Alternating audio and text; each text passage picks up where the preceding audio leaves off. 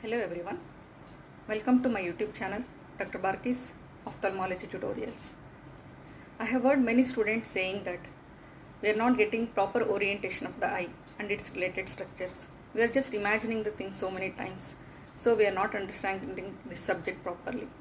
Yes, this is the problem with most of the ophthalmology students, be it MBBS students or even the optometry students. They have so many questions in their mind, like how this eyeball is situated in the orbit, how it is connected to brain, how there are so many structures inside the eye, how they are arranged to each other. Yes, it's really an intricate design by the God within 24 mm, perfectly created to capture the image and make things visible to us. So in this video, I will be explaining about the anatomy of the eye along with its blood supply, nerve supply and the lymph. Since many students have their exams coming in few months, I will be explaining the anatomy very briefly, concentrating more on the exam questions and the viva questions. At the end, please don't forget to subscribe to my channel. So without much delay, let's begin the video. Let's discuss the eye model. So this is the eye model what you are seeing. Actually what they say is the eye itself is a sphere, but it's not actually a complete sphere because it is an oblate sphere as it is made up of two spheres of different diameters. As you can see, this is the central part called as, or the anterior part called as cornea, which is very much clear, and the diameter of this is 7.8 mm. So this is a part of one sphere, and the remaining part, the whitish thing, is called as sclera, which is a part of another sphere whose diameter is 12 mm. So the eyeball is a oblate sphere. So coming to poles of the eyeball, the anterior most and the central part of the cornea is called as the anterior pole. Similarly, the posterior most central part of the sclera is called as posterior pole. The equator of the sphere or the eyeball is the midplane, dissecting the eyeball into two equal halves. Coming to few diameters of the eye, the antero-posterior diameter from here to here, that is the antero-posterior diameter is 24 mm. The horizontal diameter from here to here is 23.5 mm and the vertical diameter is 23 mm.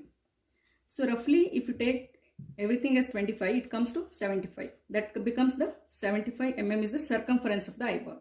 This is just to remember I am telling. Okay, so the antero-posterior diameter is 24. The horizontal diameter is 23.5. The vertical diameter is 23 mm. And the circumference is 75 mm. The volume of the eyeball is 6.5 ml and the weight is 7 grams. So let's see the coats of the eyeball. This is the cornea which I was telling, and this is the sclera. These two together constitute the fibrous coat of the eyeball, which is very sturdy and gives strength to the eyeball. So now we just open the eyeball and see. So if you remove some part of the eyeball, so you are seeing the cornea here, which is very much clear. Now you just remove the cornea. The posterior part is the iris. Okay, the iris, the color of the iris varies in different races. In India it is most of the time brownish. Okay, the central part of the iris has the aperture called as pupil. So this is iris. So iris will be continued as the ciliary body here. All over 360 degree there will be ciliary body, which has two parts. One is pars placata and one more is pars plana. The pars plana continues as the choroid, which is again 360 degree, which will be attached to the sclera on inner side. Okay, so these three constitute the vascular coat, that is iris, ciliary body and the choroid constitute the vascular coat of the eyeball. The innermost coat is the retina, that is called as nervous coat or the neural coat. The retina is nothing but a thin transparent structure which will start from the ora serrata and end as optic nerve. The ora serrata is nothing but the junction of the pars plana and the choroid. From there one attachment is there and then it ends as the optic nerve. I will be telling about that in detail later. Next, if you remove this iris, you can see one more structure, one more crystal clear structure called as lens. So this is sitting in a space called as patellar fossa, which is there in the anterior hilar part of the vitreous. So the thing which you are seeing behind is the vitreous. So lens, crystal clear lens is sitting in the patellar fossa, which is there in the anterior hilar phase. So how this crystal clear lens is held in place? That is by means of the zonules. The zonules will be arising from the pars plicata part of the ciliary body, and they get attached all over the lens and holds that in the place. So if you remove this lens now, the posterior part is the vitreous. Okay, vitreous is nothing but a gel-like thing which is giving volume to the eyeball. Like air in the balloon, it's giving the volume to the eyeball, and it is very much clear so that the light rays can easily pass from the cornea, then the aperture in the iris, that is pupil, lens, and then pass through this and then are caught on the retina and form the image. Okay, so now we will see about the chambers of the eye. There are two chambers, that is anterior chamber and the posterior chamber. As you can see, if you remove the cornea, there is a space between cornea and the iris. This space is called as the anterior chamber. The anterior chamber, the depth of the anterior chamber is 2.5 mm. The normal content of the anterior chamber is the aqueous humor. And at the angle, means the cornea and the iris are forming angle all over 360 degree here. At the angle, there lies a structure called as the trabecular meshwork, which is very important in draining the aqueous humor. So once you remove this, the chambers of the eyeball, the space between the cornea and the iris is called as the anterior chamber. See, there is a potential space between the cornea and the iris. This is called as the anterior chamber. So all over the 360 degree, the cornea and the iris are making an angle. That is called as the angle of anterior chamber, which contains an important structure called as trabecular meshwork. Coming to the depth of the anterior chamber, in the center it is 2.5 mm, and the content is the aqueous humor, which is normal content, and it is about 2.5 ml. So once you remove this cornea, remove the iris, see there is a space between the iris and lens also. The iris is not completely adherent to the lens. So this space is called as the posterior chamber. So the boundaries of the posterior chamber are anteriorly by the posterior surface of the iris, posteriorly by the lens and the zonules which is holding it, and the base of the posterior chamber is formed by the ciliary body. So the aqueous humor is produced by the ciliary body, comes to the posterior chamber, comes out to the pupil and enters into the anterior chamber, and then finally gets drained through the trabecular meshwork, which will be lying in the angle of the anterior chamber. Clear? So these are the two chambers of the eye, that is anterior chamber and the posterior chamber. And there is one more word, that is anterior segment and the posterior segment. The anterior segment is nothing but the structures, that is lens and other structures which are lying anterior to it. Lens and structures which are anterior to it are called as the anterior segment. The structures which are posterior to the lens are called as posterior segment. So this is in brief about the anatomy of the eye. The rest of the anatomy and the blood supply I will be explaining with other things. Let's continue with the anatomy of the eyeball after the demonstration with the eye model. So this is how the eyeball is situated in the orbital cavity by means of the extraocular muscles as well as the optic nerve, which will be connecting the eyeball to the brain structure. The appendages of the eye are very important for the smooth functioning of the eye. The eyelids are two shutter-like things which will be attached to the superior and inferior orbital rim and helps in protection of the anterior surface of the eye. The conjunctiva is a thin transparent structure which will be covering the sclera.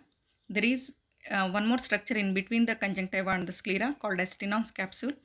All these are important for the smooth gliding of the eyelids over the anterior surface of the eyeball. Coming to the lacrimal apparatus, it consists of the lacrimal gland as well as lacrimal drainage system. The lacrimal gland, situated in the superotemporal part of the orbit, secretes the water component of the tear film, and the lacrimal drainage system helps in draining the tear film from the conjunctival sac to the nasopharynx. These are the extraocular muscles. There are totally 6 extraocular muscles, the 4 recti muscle and the 2 oblique muscle. 4 recti are superior, inferior, medial and lateral rectus muscle, and the superior and inferior oblique muscles. There are two other muscles in the eyelid also, that is LPS muscle or the levator palpebrae superioris muscle and the Muller's muscle. Some people include these also as the extraocular muscles. So when there are extraocular muscles, there are some intraocular muscles also. There are some intraocular muscles in the iris called as dilator pupillae and the sphincter pupillae, and there are few muscles in the ciliary body as well. Coming to the blood supply of the eye, the blood supply of the eyeball is mainly from the ophthalmic artery, which is a branch of internal carotid artery. It has so many branches actually, but the important ones to remember are the central retinal artery, long posterior ciliary artery, short posterior ciliary artery, and the muscular branches. The venous drainage is accordingly through the central retinal vein, the anterior ciliary vein, and the short posterior ciliary vein. Coming to the lymphatic drainage is through the submandibular lymph nodes as well as from the preauricular lymph nodes. In the upper eyelid, medial 1/3 and the lower eyelid, medial 2/3 drain into the submandibular lymph nodes. Similarly, the remaining part, that is the upper eyelid, lateral 2/3, lower eyelid, lateral 1/3 drain to the preauricular lymph nodes. Coming to nerve supply, it can be divided into sensory nerve supply, motor, parasympathetic and sympathetic. In the sensory, it's mainly from the trigeminal nerve, the two ophthalmic division, which again has branches of lacrimal nerve, frontal nerve and the nasociliary nerve. The frontal nerve again divides into supratrochlear and the supraorbital part, which supply various structures of the eye. Coming to the motor nerve supply, this is from 3rd, 4th, 6th and 7th. That is oculomotor, trochlear, abducent and the facial nerve. The parasympathetic nerve supply is from Edinger-Westphal nucleus and the salivatory nucleus. Coming to the Edinger-Westphal nucleus, which is situated in the midbrain, and then the preganglionic fibers go to the ciliary ganglion as well as the accessory ciliary ganglion. The postganglionic fibers from the ciliary ganglion through the short ciliary nerve supply the sphincter pupillae muscle, and from the accessory ganglion they supply the ciliary muscle. Then coming to the parasympathetic nerve supply through the lacrimal nucleus. The lacrimal nucleus or the salivatory nucleus situated in the pons. The preganglionic fibers go through the facial nerve and then relay in the sphenopalatine ganglion, and then through the lacrimal nerve they supply the lacrimal gland. Coming to the sympathetic nerve supply. The sympathetic nerve supply, the preganglionic fibers, they arise from the ciliospinal center of Burch and go to the cervical sympathetic chain and relay in the superior cervical ganglion. The postganglionic fibers from this ganglion, they supply the orbital arteries, the dilator pupillae muscle, the blood vessels within the eyeball, as well as the Muller's muscle in the eyelid. So after this, we will move on to the questions in this gross anatomy of the eye. This can be asked as, write a neat labeled cross-sectional diagram of the eye or the coats of the eyeball with the diagram. So first see for how many marks the question is asked. If it is only for 3 marks, only this diagram is sufficient. If it is asked for 5 marks, you will have to explain each structure very briefly. So in this diagram, you can see the outer layer depicted as cornea and the sclera, the middle layer which consists of the iris, ciliary body and the choroid, the inner retina which is attaching from the ora serrata and ending at the optic nerve. You can see the lens and the zonules which are holding the lens and the vitreous gel. This will be sufficient for your 5 mark question. Coming to nerve supply of eye, this can also be asked for the 5 mark. As I told, you divide into sensory nerve supply, motor nerve supply, parasympathetic and sympathetic, and explain briefly. The ciliary ganglion can also be asked as a 3 mark question. So then you mention it as, it is a peripheral parasympathetic ganglion which is situated at the apex of the orbit. So it has roots, that is sensory root coming from the nasociliary nerve, the sympathetic root coming from the internal carotid plexus, and the parasympathetic route which is coming from the nerve to inferior oblique muscle. And these fibers relay there, and the viva question can be, or these can also be 3-mark questions. So the dimensions of the eyeball, as I told, the anteroposterior dimension 24 mm, vertical and the horizontal dimension, the circumference of the eyeball, that is 75 mm, the volume of the eyeball 6.5 ml, and the weight of the eyeball 7 gram. Coming to diameters of the cornea, they can be asked like diameter of the anterior surface of the cornea, which is horizontally 11.7, vertically it is 11 mm, and the radius of the cornea is 7.8 mm. So these few of the questions can be asked in even your viva. So coming to the most favorite question, that is anterior chamber and the posterior chamber, borders, depth and content. Coming to the borders of the anterior chamber, anteriorly it is from the posterior surface of the cornea, and posteriorly from the iris and the pupil, and all over by the trabecular meshwork at the angle, and it contains the aqueous, that is the normal content. The depth of the anterior chamber is 2.5 mm, contains 2.5 ml of the aqueous. Coming to the abnormal contents of the anterior chamber, there can be blood in the anterior chamber called as hyphema, there can be pus in the anterior chamber called as hypopion, there can be anterior chamber cells, flare, there can be foreign body, there can be even some worms in the anterior chamber. Coming to the posterior chamber borders, anteriorly it is from the posterior surface of the eye. The base is formed by the ciliary body, and it contains 0.06 ml of the aqueous humor. Coming to structures supplied by the sympathetic system, orbital arteries, the dilator pupillar muscle, the blood vessels inside the eyeball, as well as the Muller's muscle. So if you have any question, please leave them in the comment box, and don't forget to subscribe to my channel. Thank you.